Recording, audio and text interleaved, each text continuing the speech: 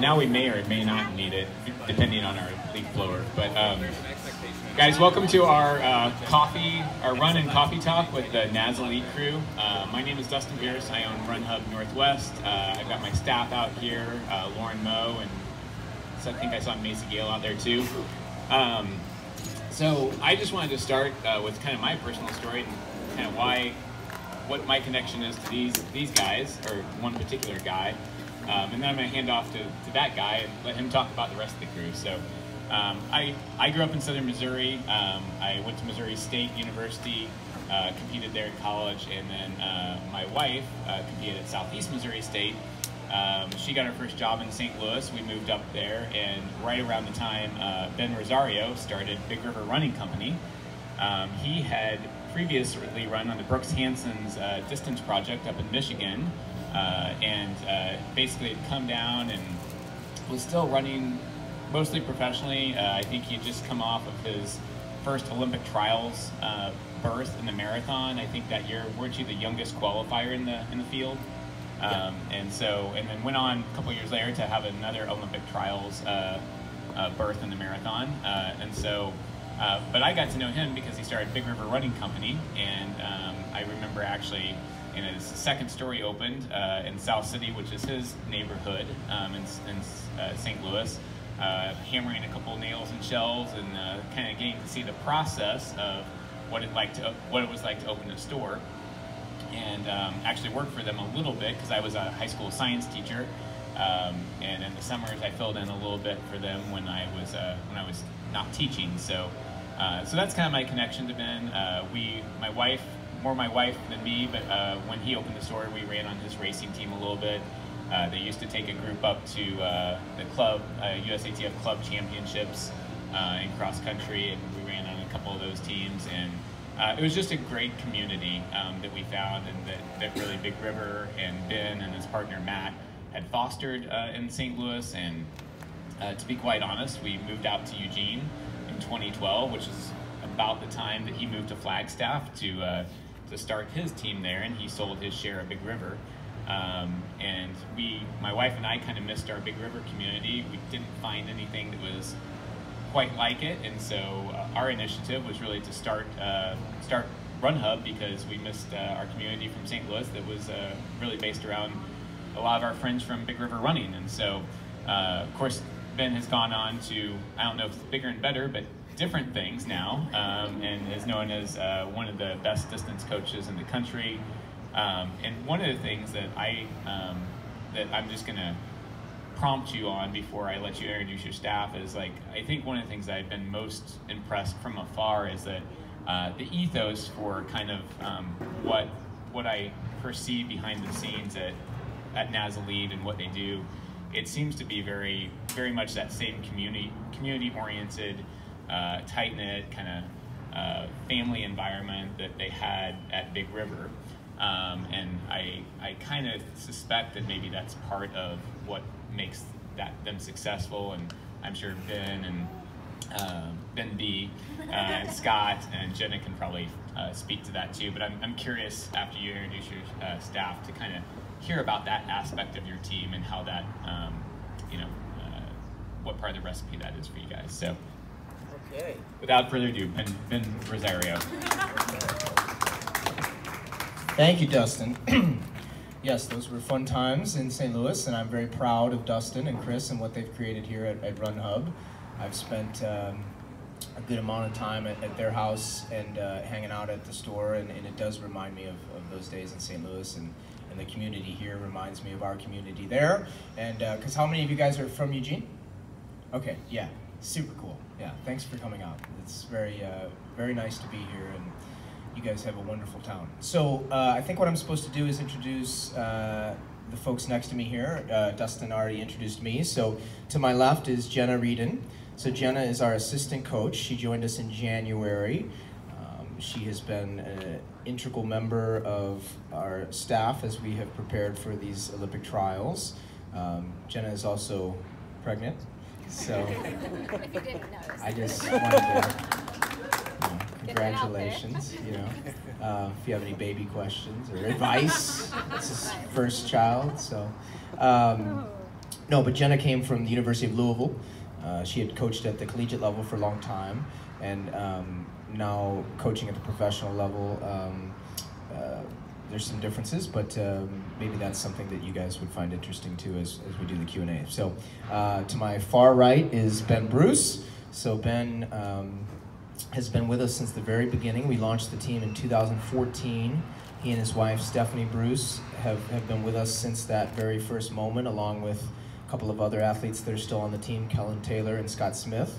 So we're very proud that they've been with us that entire time. Ben has sort of wore many hats along the way. He was an athlete when he joined our team, and a very good athlete. You know, Ben was a world championship team member in the half marathon, in cross country, in the steeplechase. He ran 8:19 in the steeplechase. He finished as high as second at the USA Championships.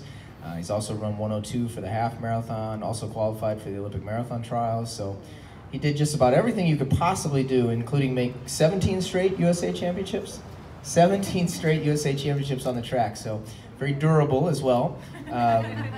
He has two beautiful young boys, Riley and Hudson, he and Steph, and so he's a super dad, and now he's transitioned into more of a pacer coach role on the team. So if you remember, maybe if you're a fan of the team, we did quite well at the US Marathon Trials last February. On the women's side, we had 1st, 6th, and 8th place, and I think Ben did just about every workout with the women in that build-up, so they owe Ben a debt of gratitude. Perhaps more than gratitude, I don't know. Did they tip you? But that's Ben's role on the team, and he does a wonderful job. And then to my right here is Scott Faubel. So Scott is also almost one of our original athletes. He joined the team in 2015, 1 year into our existence, and has been with us ever since. Scott has become one of the very best U.S. marathoners of all time. So he's run 2:09 for the marathon twice, including 2:09.09 at the Boston Marathon in 2019, where he finished 7th place. He was actually in the lead pack at 22 miles into the race. So the farthest any U.S. male has been in the lead pack, except for Meb, who won, in a long, long time. So he's also run 28 flat for 10,000 meters and made the world cross country team and all sorts of good stuff. So there we go. That's the panel. So all right. So have at it. Who wants to ask the first question? Oh my gosh. Okay. Yes. I got an easy one for Scott. Yep. What is the best burrito in Eugene? That's not an easy one. You take I-5 and you go about 90 miles north. You get off on Rosa Parks in Portland, and you go to Burrito Azteca. That's the best burrito in Eugene.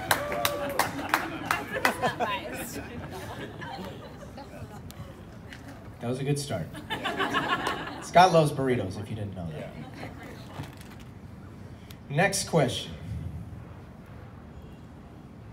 Should I answer Dustin's question, just to get it going? Yeah. Okay. So Dustin asked about the family atmosphere on the team, and yeah, you know, it's my belief that if you want to build a business of any kind, whether it be a running store or a pastry shop or a professional running team, I think you need to create a culture.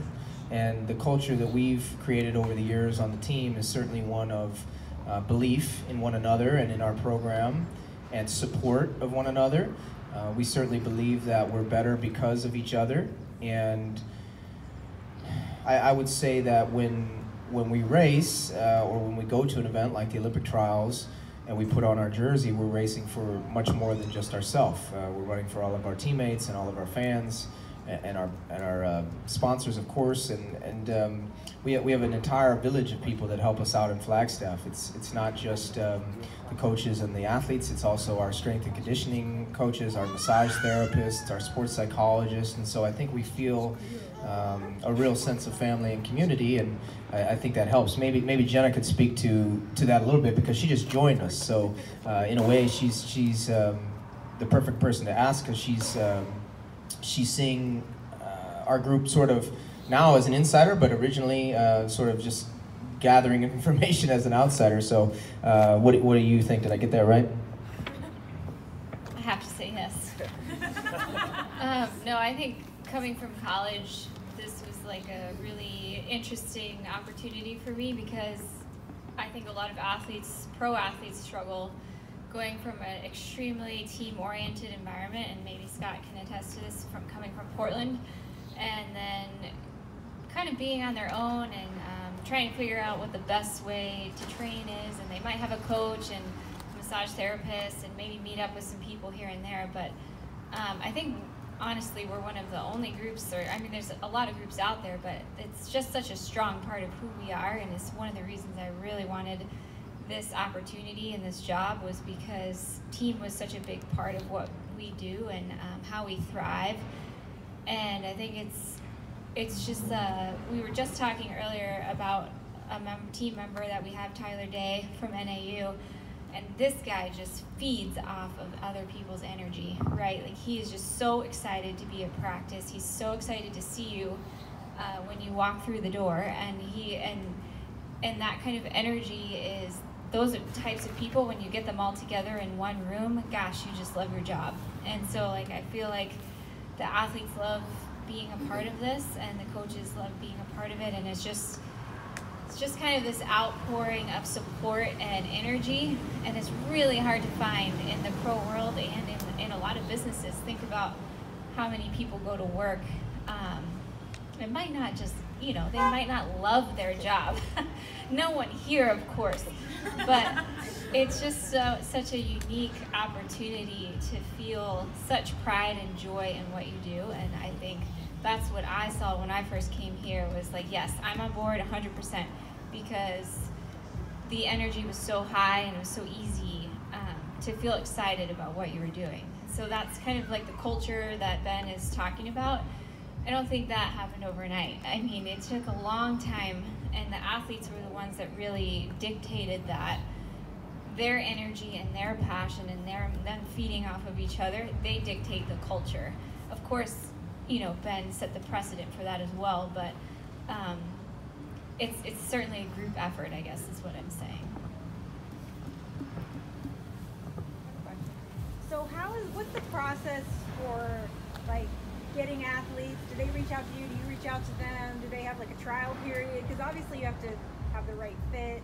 I know, like, in college usually it's the assistant coach who does recruitment. Like, how does that work as far as the athletes? Sure. She's asking how does the recruitment process work? How do we decide who's going to be on the team? And just so everybody gets a chance to speak, I'll just let Ben. Yeah, I think part of what Ben has done with making it a true team atmosphere is that it's not like we just post a list of standards and if you run those, because I know Ben gets tons of emails from all sorts of athletes at various levels, and there really is no answer to, there's no standard, because you look at the college kids, or sometimes we've had people join, like Lauren Paquette joined the team, she'd already been out of college for a while. So we have the athlete come out to Flagstaff, like a college recruiting visit. You can't always solve everything in those few days, but you kind of get a feel of if they're gonna like being in Flagstaff, if they're gonna like, getting along with people on the team, people that they're gonna train with. And then from there, if all systems are go, then if they have an agent, or if they don't have an agent, then they'll work with Ben or Mike McManus with Hoka and do all the contractual stuff. And yeah, I think we've had a pretty good track record. No group is perfect as people staying long term. We've had people come that after a year, for various reasons, whether they were having pre-existing injuries or just didn't work where they were at. But we have, I think, a big core group that has stayed a long time, and I think that speaks well to people enjoying where they're at in the group. And Flagstaff's also a nice place to live. So originally, did you have the Hoka sponsorship, or did you have to really prove yourself in a way as a club to get that sponsorship? Because I think I just read you renewed your. I'll answer this one because I think it'd be hard for Ben to brag about himself, but Ben and his wife Jen moved out to Flagstaff, and they started the group out of their own pockets. The first year that the team was in existence, there was no title sponsorship, and myself and Kellen had some travel from another company that was at least getting us places, but Ben and Jen were paying for some of the people on teams travel to races and just helping them out as much as they could. And I think that that's unique because a lot of groups start with a company wants to do a group, they find the coach, they find the athletes, and from day one they have the backing. So it says a lot for Ben and Jen to believe in something and sacrifice an entire year and spending a lot of their own money. I think that spoke loudly to an interesting company that they're already doing this on their own. And that's kind of how it got going. And then in 2015, we got on board with Hoka right before the cross-country championships, I believe. Yes. So, yeah, it was cool. We were in Boulder, and we had two athletes running, Kellen and Eric Fernandez, and it was cool to put on the old-school black Hoka singlet. Yeah, I'm one of the only people that have those still. That's because Ben doesn't throw anything away. Ask Steph. You know it. Scott, I'd love to hear what drew you to the team originally. Yeah, so what I was attracted to, really, was an opportunity to run professionally. So I had a pretty good fifth year in terms of cross-country. I was 13th at NCAA's, and then instead of running indoors, I ran the Houston Half Marathon because the Olympic trials were coming up in a year, so I wanted the standard. So I ran 1:03:59 there, and after that, I treated my hopeful professional running career like I thought other people would treat quote-unquote real jobs. This is a real job, I feel like, maybe selfishly. But I made a resume of my running stuff. I wrote down my 5 goals for the next 5 years, like a 5-year plan, and I sent it out to every single coach whose contact information I could find, which surprisingly is not that many. Most running team websites are not that well organized, so I sent out 7 of them.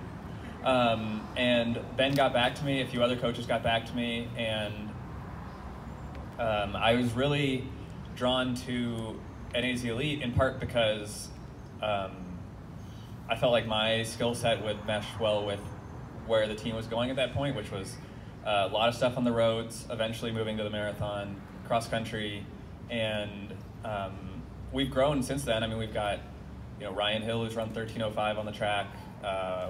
We've got people running really well on every surface. But at that point, I was really looking for an opportunity to run road races, move to the marathon, run really well in the marathon, and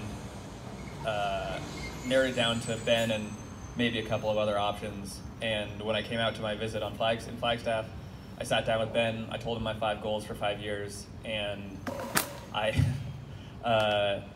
just think we gelled really well. And at that point, it was a pretty easy decision.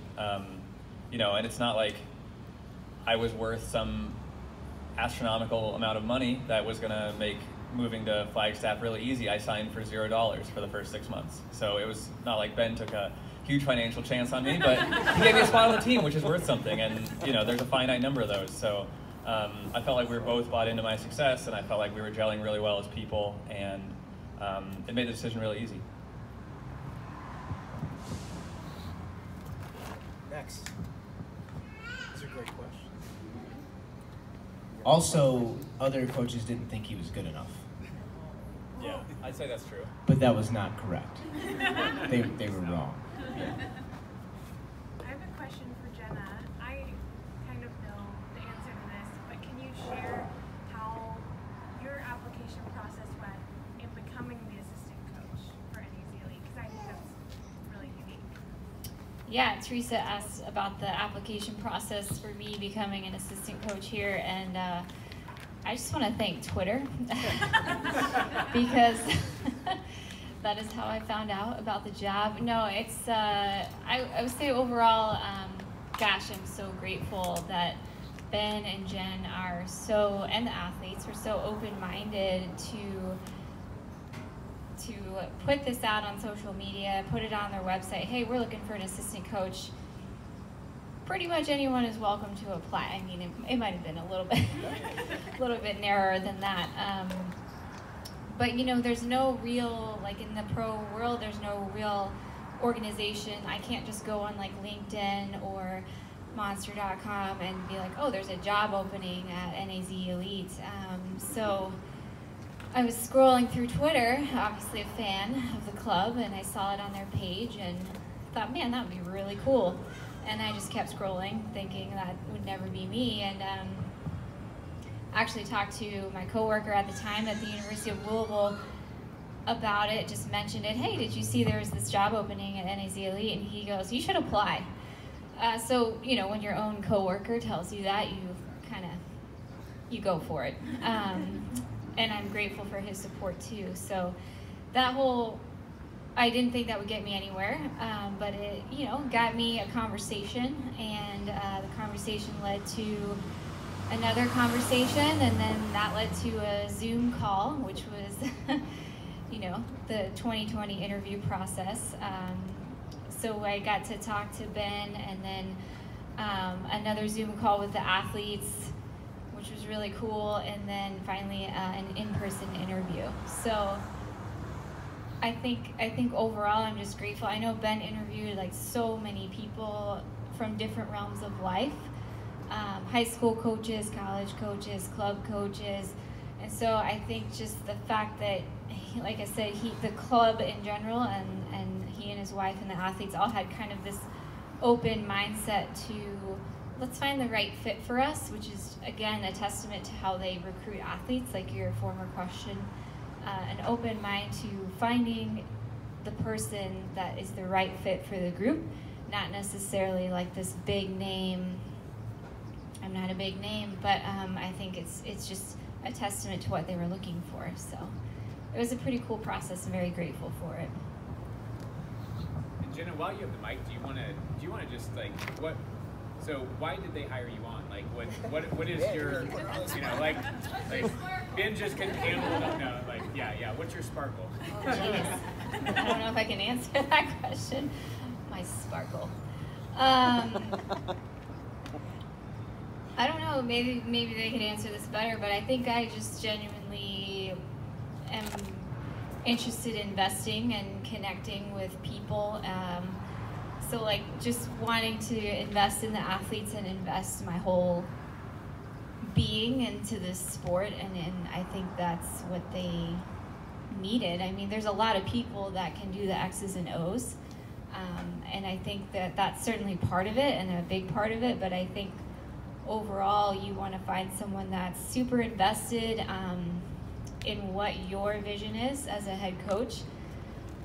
I know this sounds weird, but I don't know if I was born to be an assistant per se, but I'm very good at you know, hearing people's visions and hearing their excitement about something, and then jumping on board with that, and then wanting to help them succeed at that.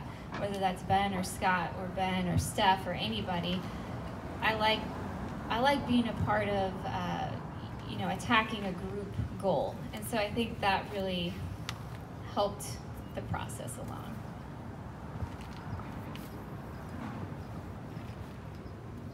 Kind of a geek question. Elite marathon level, I think each company has carbon shoes. Maybe that's like a disadvantage for not wearing. And I've heard like up to like 2% performance improvements. Yeah, so he's asking about our current racing shoes and the carbon fiber plate technology. So we've actually been experimenting with carbon fiber plate technology since 2017, I would say. I think before that. Maybe even before that, we had prototypes. So, you know, you hear about one certain company that everybody thinks is ahead of the game, but I would say that we've been ahead of the game. Scott wore carbon fiber plated shoes when he got 7th at Boston in 2019, and you know, currently our flat, the Rocket X, is our preferred racing flat for the marathon. And you know, like I said, we at the marathon Olympic trials, that was sort of one of the very, very hot topics there. You know, again, we got 1st, 6th, 8th on the women's side, 12th and 19th or 20th on the men's side, and I would say that's pretty good. So we feel good about the technology. And as far as how much of an advantage it gives you, I mean, I don't know. Do you guys have a thought on that?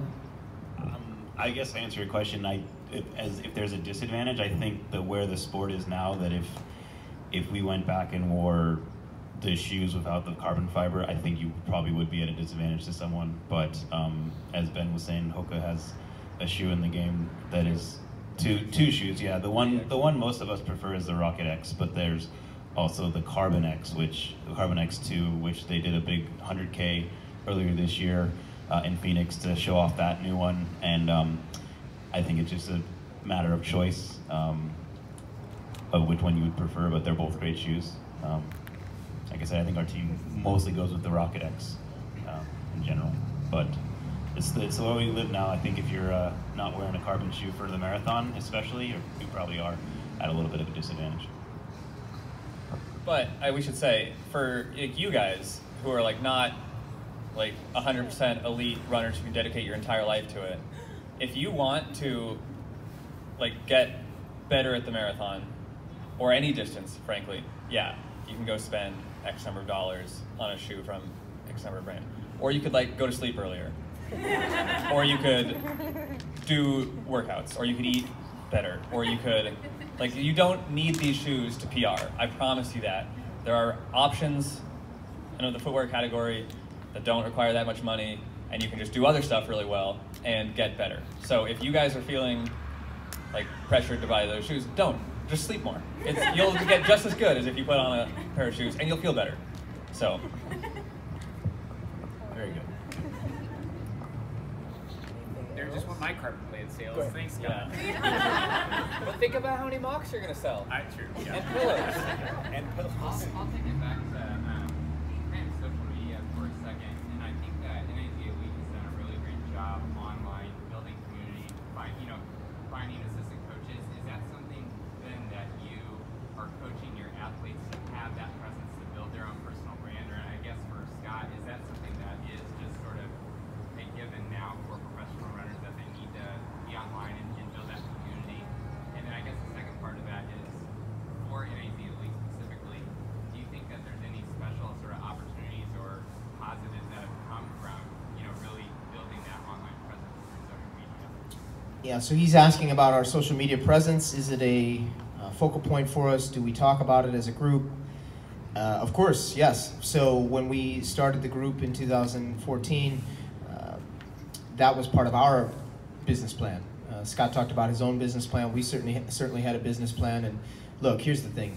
Our job at the core is really actually to sell shoes. Now, we do that in a number of different ways. Performance, of course, being one, because when we run really fast in Hoka shoes, it makes Hoka shoes look really good and raises awareness for the brand. But our job is really, selling shoes is a crass way to put it, but it's really brand awareness is our job. So we're trying to raise brand awareness for our sponsors, particularly our title sponsor, Hoka. And one of the easiest ways to do that is to be active on social media, consistent on social media, authentic on social media, and those are the things we try to do. Do we talk to the athletes about it? Yes. We encourage the athletes to find their own voice on social media, and there are a number of different social media channels, so you sort of gravitate to the channel that you are best at, if you will, that you enjoy the most. You can be funny, you can be witty, you can be inspirational, you can be factual, you can share data. There's all sorts of ways to do it, and that's what we're encouraging them to do. And because, look, from a business perspective, we find that that's what people latch on to, is the authenticity, is people being themselves on social media. Those are the athletes that typically build the biggest fan bases, or I should say the most loyal fan bases. Sometimes it's not all about numbers. You can do certain things, kind of the low-hanging fruit type of things that can get you a lot of followers, but are those followers loyal? Are they listening to you? Are they buying product because of you? And I think our athletes have done a really good job at that, and we continue to try to foster that within the team. Yeah, I think one of the biggest themes that I'm seeing from this whole conversation is us treating this like a business, like in terms of the way we hire athletes, in terms of the way we hire Jenna, in terms of the way, all this stuff, in terms of the way we run the company. And by we, I mean Ben. But every business has a marketing division, you know, and so we invest in that as well. And each one of us is our own little business as a part of the bigger entity, and so we all have our own marketing arm. So, you know, each business has its own sort of voice and its sort of angle of marketing, and each of us individually has our own sort of voice and angle of marketing. So, and frankly, I think it's like pretty fun. Like, I mean, you know, I try to be like really honest and authentic and like say things that I really believe in on the internet, because like I want to like my fans. Like I don't want to say stuff that I don't believe in and then have this fan base that I don't want to see and hang out with. Like it was really cool. Like I got to meet you guys, and like I've gotten to do these all over the country, and like at every single one of them I meet people who I like genuinely am glad that I met, which I don't think is true for everybody. You know, like all the other professional athletes, because some people aren't as good at it. So yeah, I think that's all I got to say about that.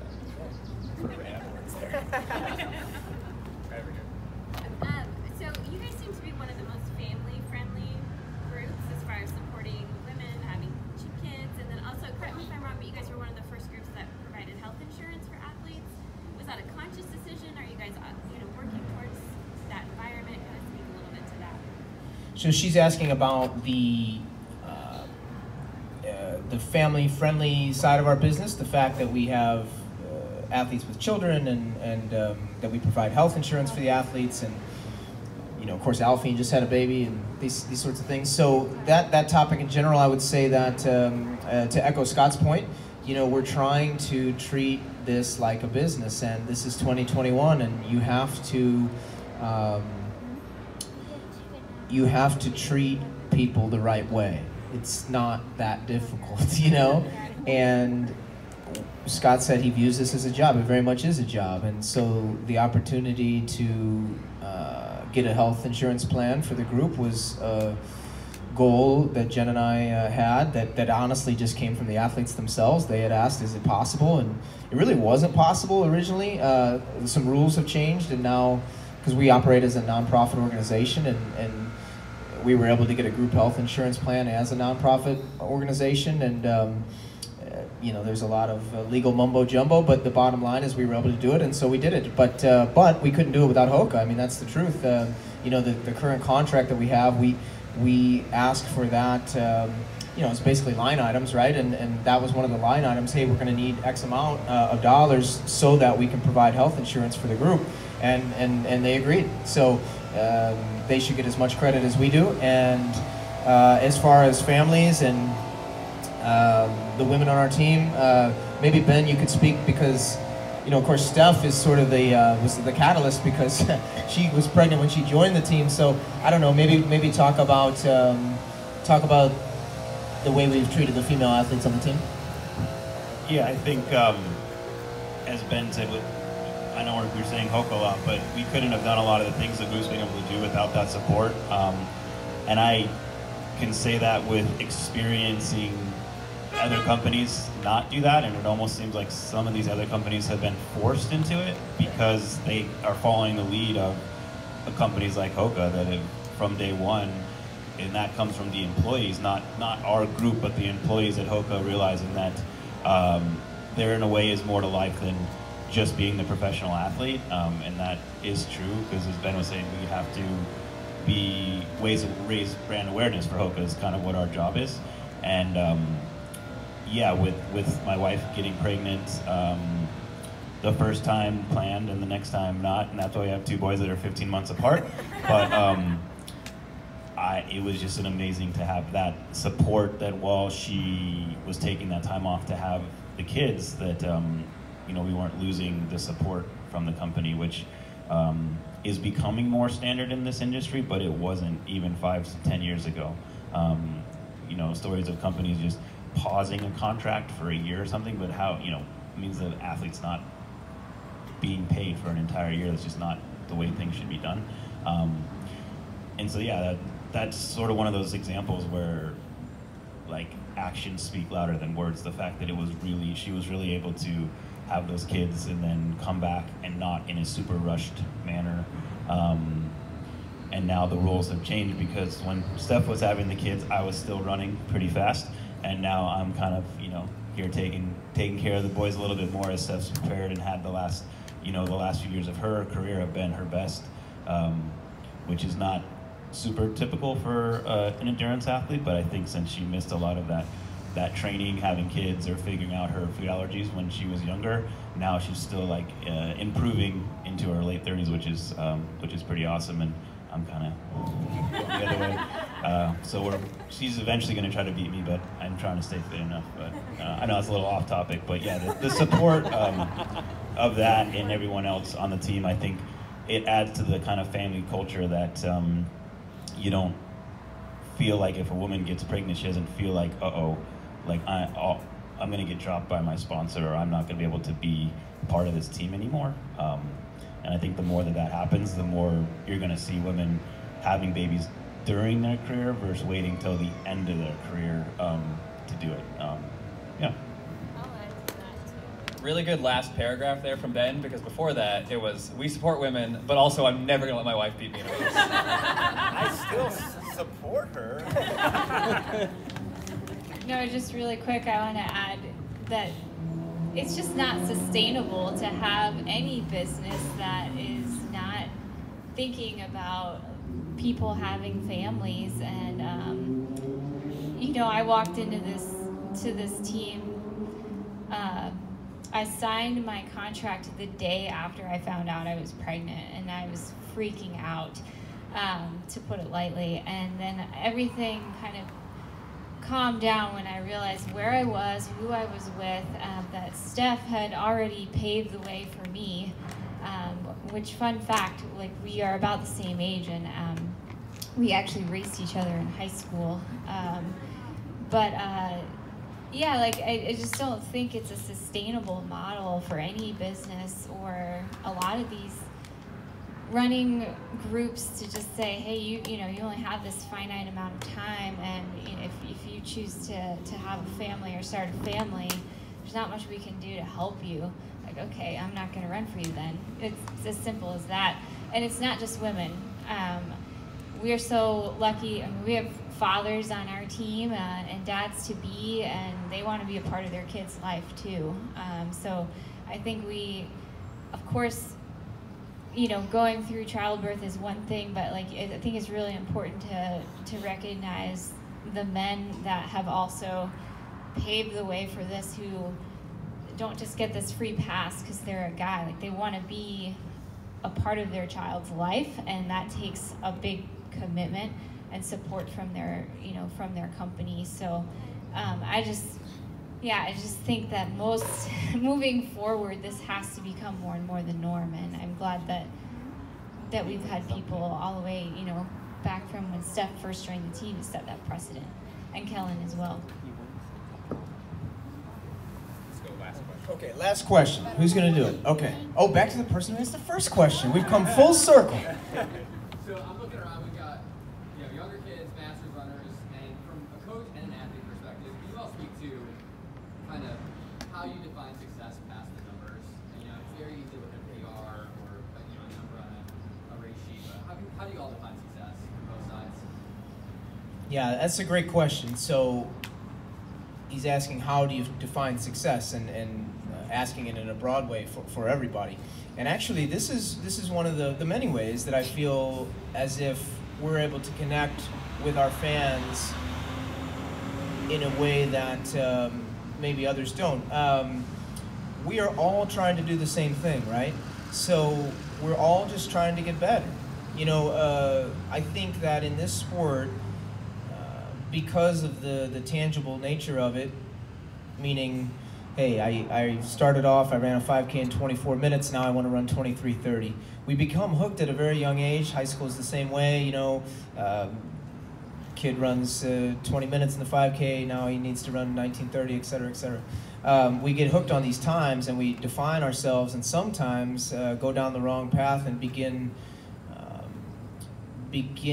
relating our self-worth to our times. And I think that's a mistake. I think everybody here, including the people on the dais, should just be trying to get better, and trying to maximize their potential in the sport, trying to do all the little things, as Scott mentioned, sleeping right, eating right, training in a smart way for you, you know, in whatever position you're in, and trying to get better. You know, a couple of years ago, the team, we sat down and that was sort of the theme of the meeting was, hey, we're already pretty darn good.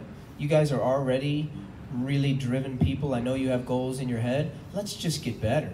And we actually went on a run in 2018, 19, 20 that was, I mean, it just seemed like everything we touched turned to gold because everybody was just training hard and trying to get better. And we were defining our success, I think, internally, each athlete, in a very intrinsic way. So much of this sport is extrinsic, the times, the places, the awards, and I think if we flip that and start just trying to run our best race on the day, and I'll just give you a quick example and then I'll give it to these guys. You know, we're at the Olympic trials here, and of course the top three, everybody talks about the top three, the top three, the top three. And you know, I sat down with Lauren Paquette on Sunday, the day before her trials 5,000 meter final, and you know, look, Lauren is a very, very talented athlete, but her segment has not gone beautifully. She had a hamstring strain in the winter, and we just couldn't do a lot of the work that we wanted to do. She didn't get to race much. I mean, even 6 weeks ago, she just wasn't even close to her best, but she has sort of caught fire coming into the trials. But look, I kind of knew that the top three was going to be really difficult. So what are we supposed to do? Sit down there and have this meeting about the race and say, if you don't get in the top three, you're a big failure. If you don't get in the top three, it's a disaster. No, I mean, we sat and we said, look, you're going to have a good race if you give everything you have, if you never give up, if you go with the moves, if you never feel sorry for yourself out there, and you just keep fighting, And she ran that race to the T. You know, there was a big move made. She was the only one that covered it. She didn't cover it completely. She covered it the best she could, and she never gave up, and she finished 7th place. I mean, 6 weeks ago, that would have been unfathomable with where she was at. And I just think that, to me, that was success. That was a successful race. And, you know, it was a successful race when Scott got 7th at Boston because he couldn't have run any better on the day. It was a successful race when Steph got 6th at the marathon trials and missed the team by 19 seconds, which is, you know, you would think devastating, but she was super proud of herself. And that's not an excuse, you know, that it's not a cop-out. It's the exact opposite. Because I think it's much more of a challenge for all of us to judge our races afterward by asking ourselves that question. Did I do the best I could on that day? That's actually a more risky way to challenge yourself than either I did get this place or I didn't. Either I did get this time or I didn't. It's much more challenging to say, did I get the absolute most out of myself on the day? So that's how I think we should all define success. Yeah, I mean, that was pretty thorough. Yeah, I think I like to look at, there's like a lot of ways in which you can get better, you know, like, especially if you're getting ready, I mean, whatever, you know, it doesn't really matter what you're getting ready for. You can be better at, you can improve in longer workouts, you can improve in shorter workouts, you can improve in the weight room, you can feel like you're more focused and dialed in. Like, I think limiting success to just the results on a page is like really not doing service to all the different angles at which you can come at success, whether that's your health, whether that's your various forms of your preparation. And I like to be real honest with myself about what I got better at and what maybe I should be getting better at in terms of like all those sort of alleys, I guess, to just add on to what Ben said. Yeah, the success I've always looked at as like a sliding scale because it depends where you are at in your career, what you're trying to do. Like when I was young, coming out of college, to me, a successful like actual result would be like making the final of the steeple. But in the peak of my career, I remember finishing 5th at the trials in 2012 and just being devastated. Now looking back, I don't think it was an unsuccessful race. I was devastated because I just missed. I think the same thing with Steph finishing 6th at the marathon trials. There was still part of her that was devastated because she missed such a huge tangible goal by such a small amount. But she still had a successful race. it's just, you're racing the top people in the country. And I think, you know, years ago when I was kind of getting to the end of my career, Ben made a good point of like, you know, father time always wins. And as a top level athlete, it's a hard reality that you're eventually going to slow down. But that doesn't mean you can be successful at other things in life. And I've had to go through like that transition of knowing that my fastest times like on the track are behind me, but there's still success in watching other people be successful. And I feel a big part of that pacing and seeing, you know, Faubel would like if I could pace him a little bit more, but unfortunately with the men I can only pace small amounts. But you know, pacing the women and then seeing them have successful races, and I know that they're still the ones going out and do it, but that's kind of back to the team and the family that we all kind of work together, and that can create the success along the way. Thank you, everybody. And just a little shout out, who do we have to look for in the NAZ Elite crew? Okay, yes, so now, you know, all these other people that you like, forget all those people. Now you're fans of our team. No, we have tonight in the men's 5,000 meter prelim, Ryan Hill, that's 8 o'clock tonight. And then on Saturday morning now at 10 a.m. is the women's 10,000 meter final. So that'll be Stephanie Bruce, Kellen Taylor, and Lauren Paquette. So they'll be in that race on Saturday morning. So you can all cheer for those folks. Thank you, guys. Thank you, Dustin.